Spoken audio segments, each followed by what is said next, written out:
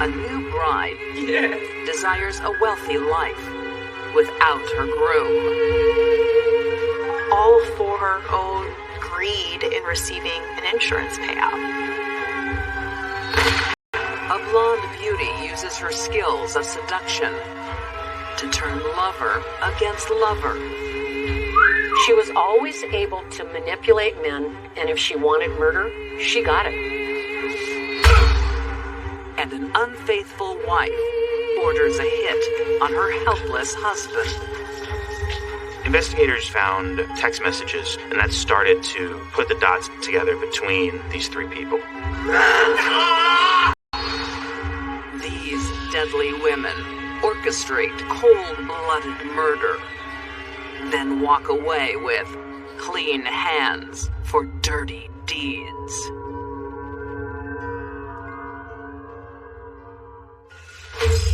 There was nothing that would point to her becoming a murderer. It's breast cancer. None of that turned out to be true about her, though. Something was wrong here.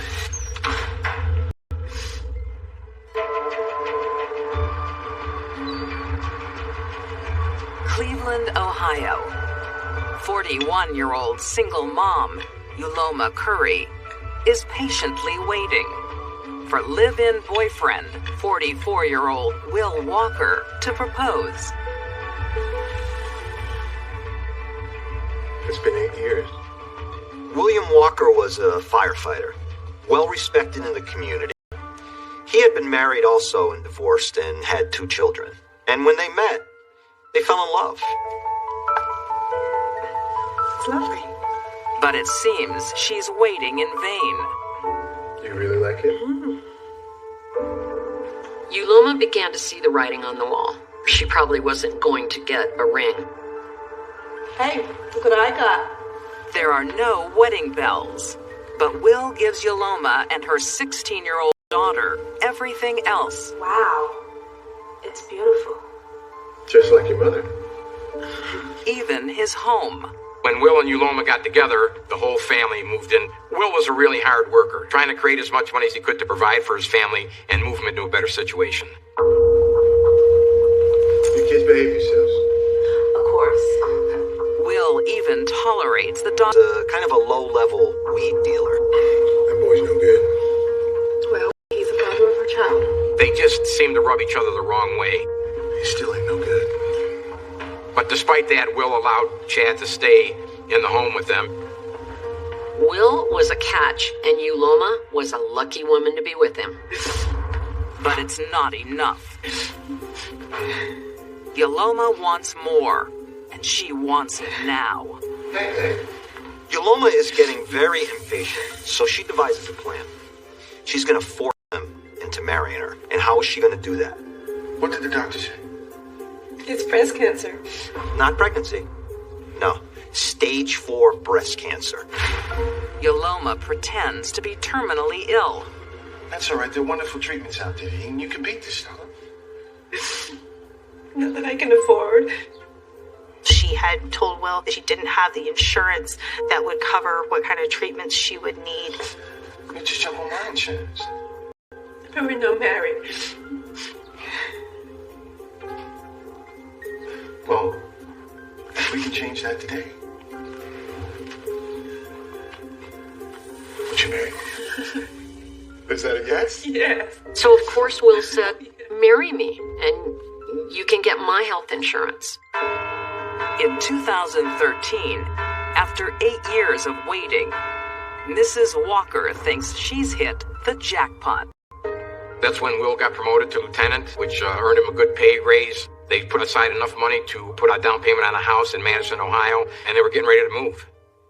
A new house and legally married. Stage 1 of Yuloma's financial plan is underway. She was quite an avid shopper. Yuloma is known as someone who was really well put together, had her hair done, seemed to always be dressed nice. A fake illness is the perfect excuse for a spending spree. Are you opening the store? Well, I need a little retail therapy to cheer me up. And her loving husband. That's beautiful. makes sure she has everything she needs by working 4 jobs. Well, I'm just here to get changed real quick. Are you working tonight? Oh, yeah. Will was a very stand-up guy. He was way up there. But the hard work only goes so far. His money starts to dry up. She didn't have the type of income that would have supported essentially the lifestyle she was trying to live. Yoloma may not know how to budget. Is using William's name and social security number, opening up credit cards, getting bank loans. She had a couple of credit cards taken out in Will's name that he was unaware of. William, working his butt off, doesn't know anything about it. But when you build your house on a mountain of lies, something's gotta give. Yoloma went out and raked up tens of thousands of dollars worth of debt on Will's credit cards. She really knew she was in trouble when they got those credit card bills. She couldn't handle them. Mom, are you okay? Yoloma feels that the window of opportunity is closing here and that William is going to find out about her secrets. I need your help, baby girl. Yuloma's solution to the problem was to recruit her juvenile daughter Chad. and the daughter's drug-dealing boyfriend. It's time for stage 2 of Yoloma's plan. Mom needs your help. What's up? Mrs. Walker's big payday. You know what we talked about before? Lieutenant William Walker had an insurance policy. Yoloma believed that she was the beneficiary of that insurance policy, and that was for approximately $500,000. We gotta do it. William, Yoloma knows, is worth more dead than he is alive. You'll have to be waiting there for the gun. When he gets back, you'll have to shoot him. It wasn't enough for Yoloma to conspire to kill a man that was very, very good to her. She made it a family event.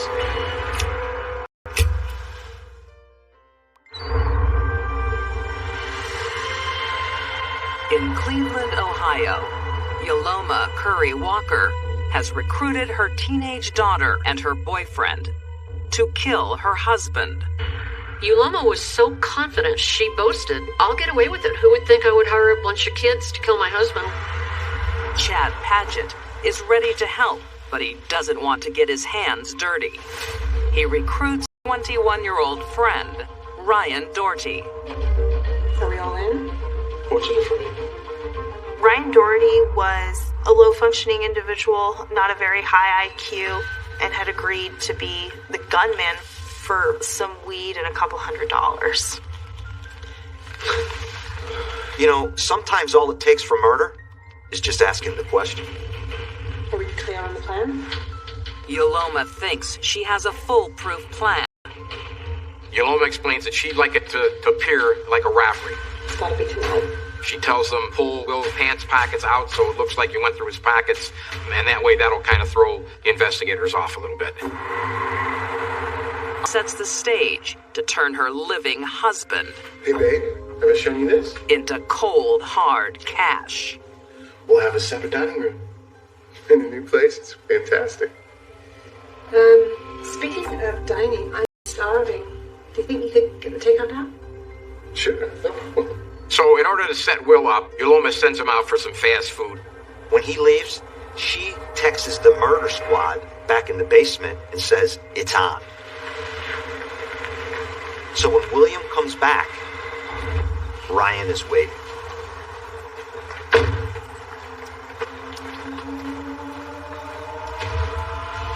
Ryan pops out behind those garbage bins.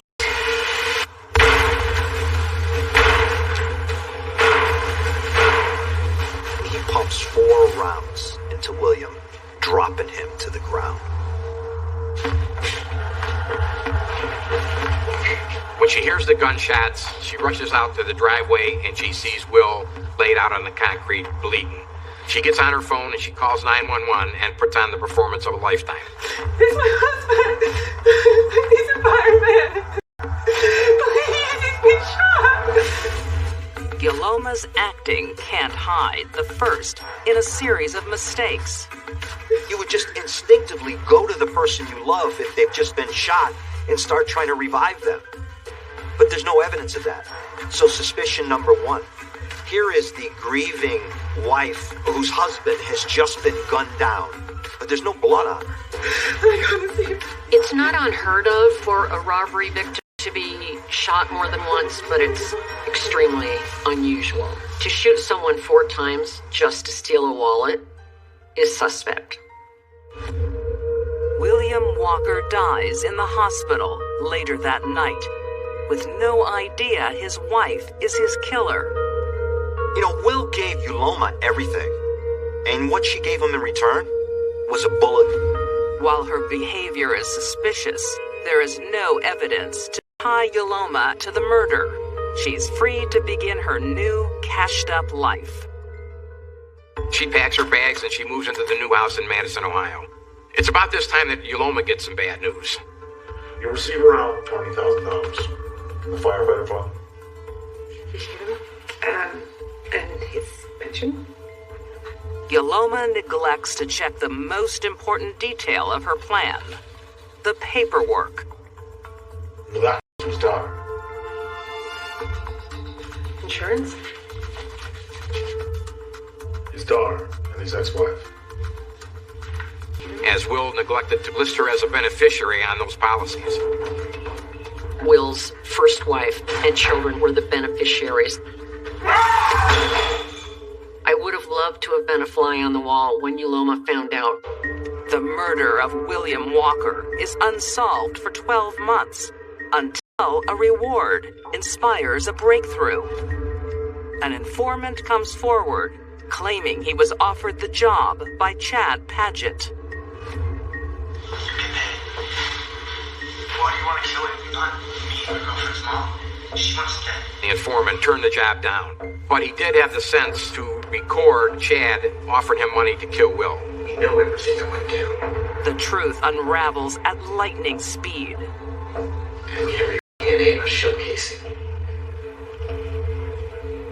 Who was Yuloma? Chad said that it was Yuloma who directed this hit against her husband. Stand up, keep your hands behind your back. The dominoes fall. They bring in her daughter, and what does she do? She gives up her own mother. All right, let's go. If I've said it once, I've said it 1,000,000 times. There is no honor among thieves. Somebody's gonna talk. I feel like I have no choice. Yuloma tries to lay blame for her crime on the victim himself. Stand up for me, please. Put your hands behind your back. You don't understand. He beat me. She says he beat her, he was mean, he emotionally abused her. I'm gonna die. But her lies are finally exposed. None of which is true. It's the abuse excuse. She tried to play that card, and it did not work for her. In 2016, Chad Paget pleads guilty to involuntary manslaughter with conspiracy and is sentenced to 28 years in prison. Ryan Doherty pleads guilty to aggravated murder and is sentenced to 23 years to life. As a minor, her daughter pleads guilty to delinquency and serves 1 month detention. Yuloma ruined not only William Walker's life, but then she ruined her daughter's life, all for her own greed in receiving an insurance payout. Yuloma Curry Walker is found guilty of aggravated murder and conspiracy. She is sentenced in 2017 to life in prison with no parole. The fact that Yuloma thought that she was going to get away with this just kind of demonstrates how out of touch with reality. And achieved nothing but pain for those who loved her. No empathy, no sorrow, nothing. She's a cold-hearted sociopath, and she'll die in prison.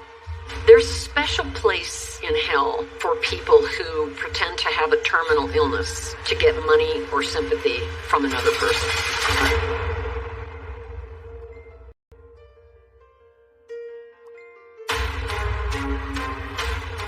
She was only dangerous to half the population of the world.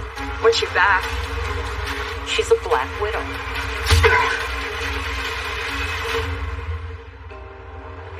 Melbourne, Australia, 2002. Few men can resist the beauty of 29-year-old casino worker Robin Lindham. And men seem to fall under a spell with incredible ease. She worked in an exclusive room where she began to meet some very colourful clientele.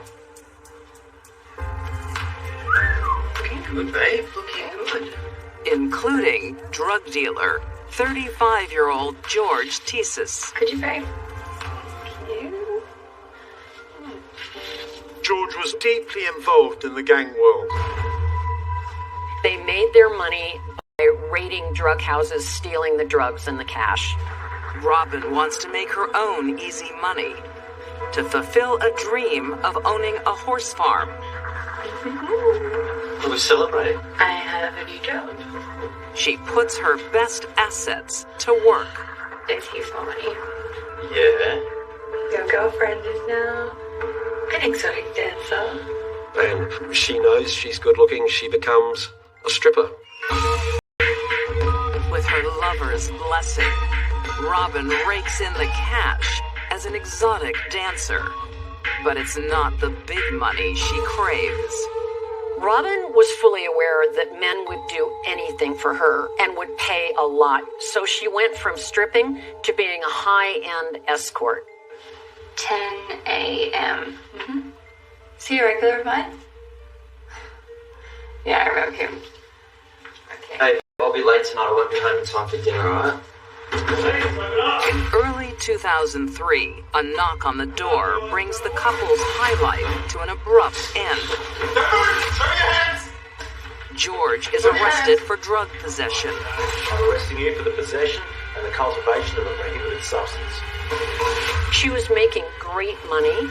Everything was fine until George was arrested. I love you, babe. They called the lawyer. And he went to And doesn't waste time crying into her pillow. She gets straight back to work. She's been seduced by the high life, the glitz and the glamour. never one to put her romance on hold. She immediately took up with a guy named Wayne. 44-year-old Wayne Amy is not like the other men in Robin's life. That's quite a performance. You aim to please? Drove your private jets. This is my... yeah, I do. Wayne Amy, of all the people in Robin's life, he was a straight guy, a straighty 180 as they say. He was a personal trainer, he played hockey, his friends described him as a happy-go-lucky guy. But there's one thing he has in common with the men in Robin's orbit. I know a little place down the road if you need that. Yeah. He falls completely under her spell. Hey, fellas. He was crazy about Robin. The other man in her life, George Tesis, is due to be released from prison. Yeah. Yes. Okay. George's view of their relationship was vastly different than reality. Yeah, I'll see you later. Bye. You must be excited. Mm-hmm. Oh, that wasn't George. It wasn't? Mm-hmm. She was continuing to see Wayne on the side. Then who? My hockey guy? She told one friend she was having an affair with Wayne and that it was time for her to get rid of George. On May 2nd, 2005, the couple is celebrating George's freedom. It's going down quick. He's enjoying that. Robin invited a friend, Matilda, over. They all had dinner and then started drinking brandy and smoking pot. Oh, it's always my face on. Here he is. Yeah. That's his favorite.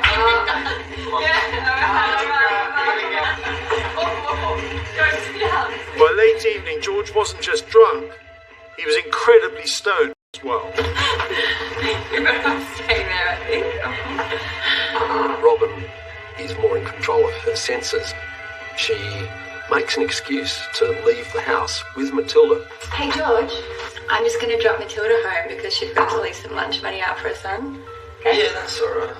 But Robin has a more sinister reason for leaving George alone. For George, but she didn't want to do it alone. What did you forget? In fact, she didn't want to do it at all.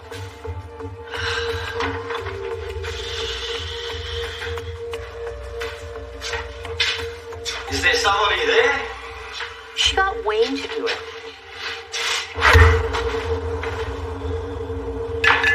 George was never seen again, and his body was never found. While George's distraught family search for answers to his disappearance, Robin moves on and in with Wayne. They're living the high life because they steal more than George's life. And their lifestyle had been funded by the sale of George's assets.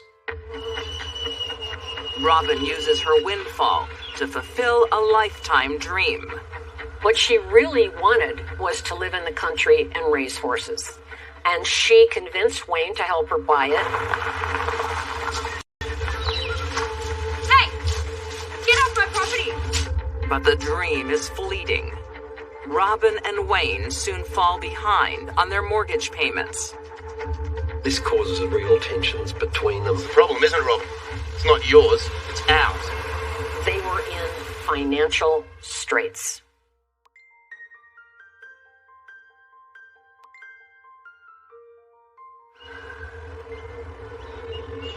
On the outskirts of Melbourne, Australia, in 2010, a relationship built on lies, murder, and false hopes is falling apart. They've gone from a situation where they had a lot of money, living in a penthouse. Now all of a sudden, they've got a lot of debt. They can't service it. It's all I've got left. So just let me have my dream. We'll let the courts decide that, won't we? Wayne sought counsel as to how to handle the farm and was advised you have to sell it. Wayne wants his share of the property. You make my life any harder, you'll regret it. Robin was furious because it was the only asset that she actually had left from all of her working life. What's your back? Robin has no intention of letting the courts determine her fate. She goes back to what she does best, seducing men for financial gain. She's leading an extraordinary life, and all these men are prepared to do almost anything to make her happy. Just do this one thing for me. And you'll be my wife. Forever and ever and ever. Promise. Her latest conquest is hers. He is willing to do anything Robin asks of him. Robin introduced another friend of hers, John Ryan, to Torsten. She told them she wanted Wayne dead, and they were happy to oblige. On December 10th, 2013, she solves her woes without lifting a finger. Robin gave her two new partners in crime a garage pass to where Wayne lived. When Wayne came in, they jumped him. It was a vicious attack with a baseball bat, and then they even used a taser. He's actually still alive. They bundle him into the car. You don't have to do this, guys. She's crazy. Don't listen to her.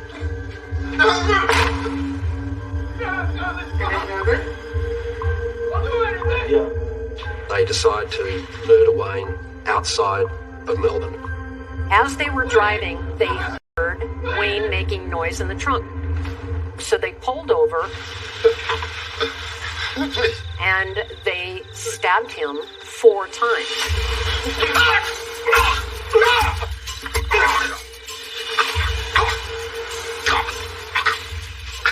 How is he not dead? Use the rope. At that point, they've strangled Wayne to death.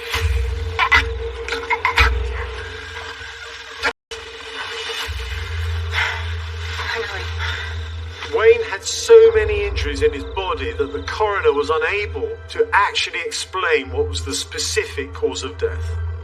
Wayne Amy's body is dumped in the woods. Wayne knew better than anyone he was dealing with a deadly woman. He helped her kill her first boyfriend. He should have taken her more seriously. But this time, Robin isn't home free. Her accomplices have loose lips. Within hours, police receive a tip-off about the deadly trio. The brain trust of Robin, Torsten, and John was swimming in the shallow end of the gene pool, and that's how they were caught so quickly.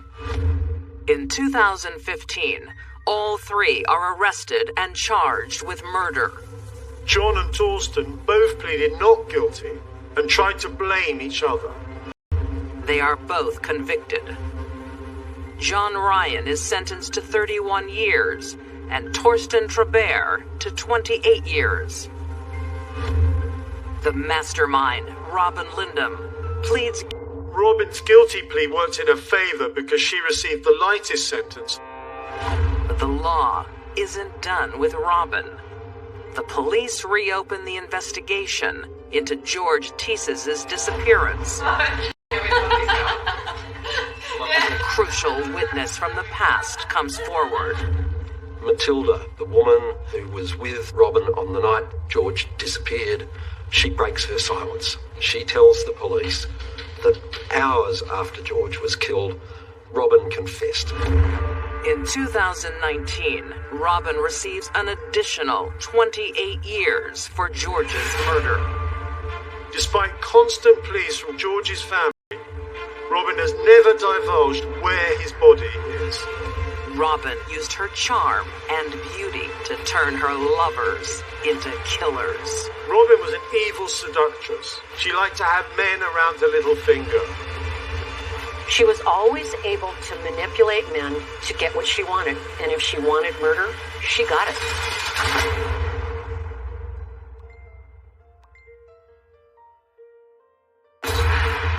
Women don't care about humans. They care about money. We could be together. And they care that the money is in their purse. Period.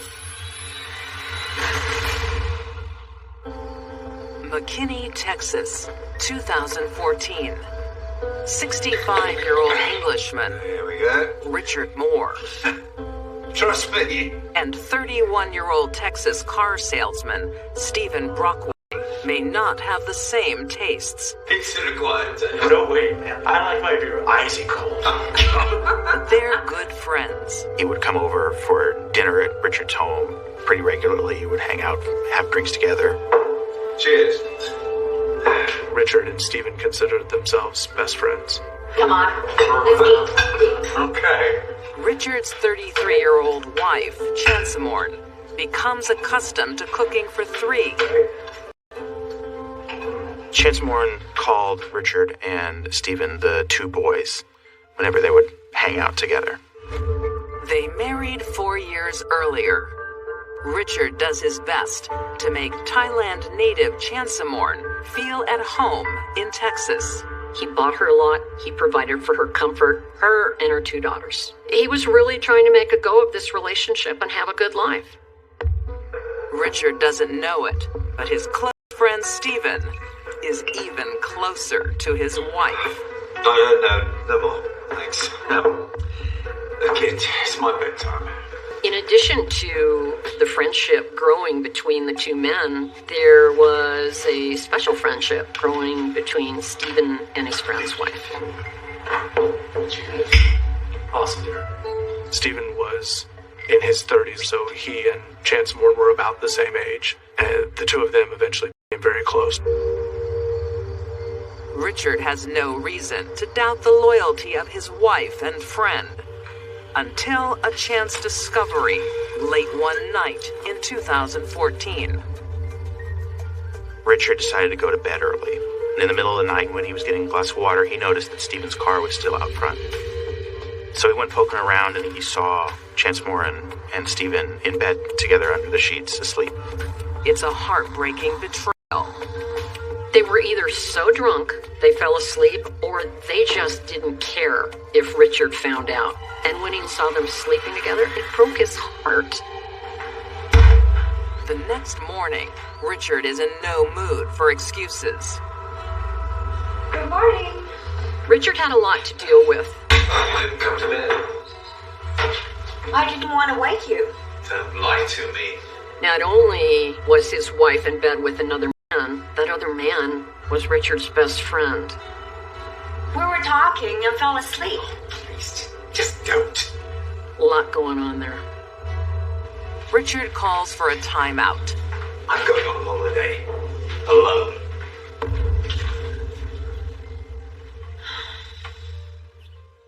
He spends several weeks in Bangkok, considering his options. He returns home to an icy reception and is banished to the guest bedroom. Chance Morin was really frustrated with her relationship with Richard.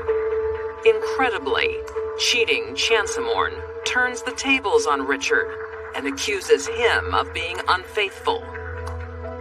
Chansamone suspected Richard was having an affair, but there's no evidence that he was cheating on her. In early 2015, her jealousy turns to rage. Richard is lying in bed, watching a movie. And her rage leaps to a completely irrational conclusion. And Chance Morin came to him and accused him of some sort of conversation with another woman. Who are you talking to? No one, I'm watching a movie. They got into an altercation, and Chance Morin bit Richard on the arm. You crazy woman! What are you doing? Fighting from one, there's no coming back for a relationship in which one person savagely bites the other. Pack your bags, get in the car, go away. Chansamorn knows her marriage is headed for divorce. But an ex-husband is worth far less to her than a dead husband. Chance Morin thought she was going to get Richard's life insurance policy, which was worth about $1 million. If I was in Thailand, I'd have you killed. Chansamone brought up the idea of killing Richard. We could be together. Her lover, Stephen, is happy to lend a hand to kill his best friend. People can't kill all of the world. Stephen jumped right in that party. Yep, people get killed all the time, let's do it. I might know someone. But they don't want to get their own hands dirty. Stephen reached out to a marijuana dealer that he knew named Ronald Rosser, who lived out in East Texas. Ron Rosser had a checkered past. He had a DWI. In fact, in one instance, he crashed his car into a fence post and it took out an eye. Hello, Stephen. Stephen offers Ronald $10,000 to do the job. It's a short-sighted long shot, but it pays off. Ronald agrees. When Stephen decided to pay Ron to kill Richard, Stephen was scraping the bottom of the hitman barrel. February 27th, 2015, begins like any other for Richard. He's a creature of habit who keeps strict routine. Everything about his life was set to a routine, so he would have tea in the morning at a certain time. He'd maybe do some chores around the house, and then mid-morning would go take a shower. He was very regimented in that way. It makes him an easy target for a contract killer. Outside, a rare, powerful snowstorm hits the area. Yet Chansamorn chooses that exact moment to run some errands. Chansamorn left the house to go to a department store to go pay a bill. Chansamorn's creating an alibi and ensuring her hired killer has easy access to the house. She keeps in close contact with her co-conspirator, Stephen. that Rosser would be able to come in. Ronald knew exactly where to go because Richard lived his life on a schedule, and he went to the master bedroom. Richard has no idea of the danger lurking right outside the door. He pointed a rifle at his face and shot him the first time through his forearm, and then struck him in the face. And he was shot an additional 7 or 8 times, solely in the head. Ronald must not have been very sure of himself. It is absolutely not necessary to shoot someone more than one time in the head to kill them. But that's what he did. Ronald's payment has been prearranged. There was around $10,000 in that safe, and that was going to be Ronald's payment for committing this murder. Later that afternoon, Chansamorn returns home to play the grieving widow.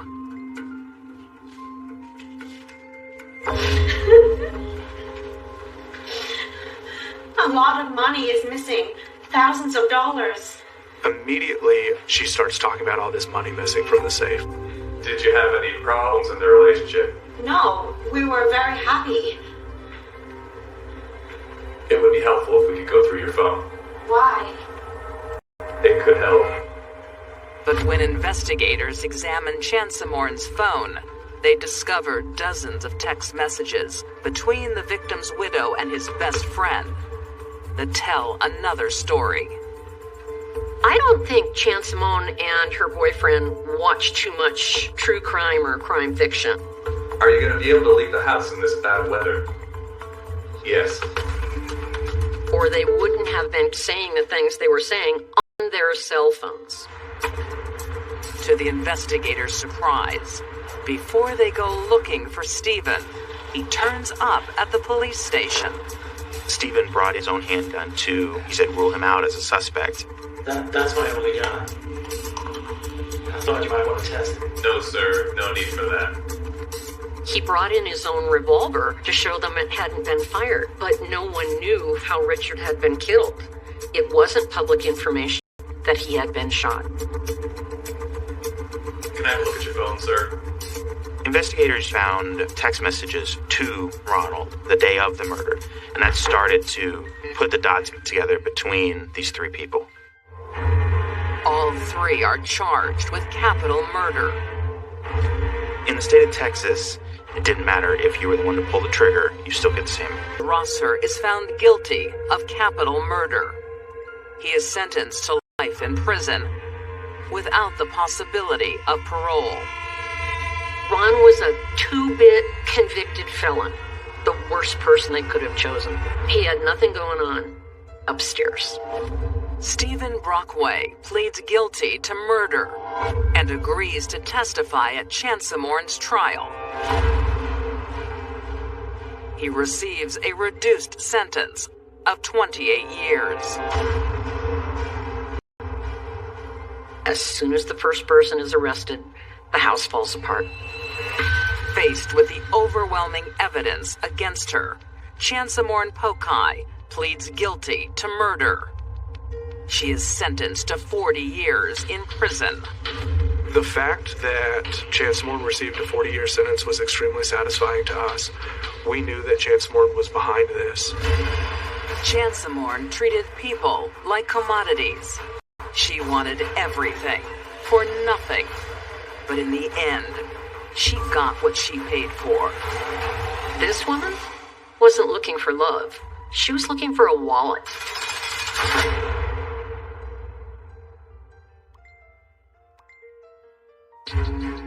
These deadly women loved cash more than their men. Yaluma Curry Walker ordered the execution of her devoted husband. Robin Lindum discarded lovers like garbage. And Chansamorn Pokai took a hit out on her trusting husband. All 3 committed murder without lifting a finger. They made sure they had clean hands for dirty deeds.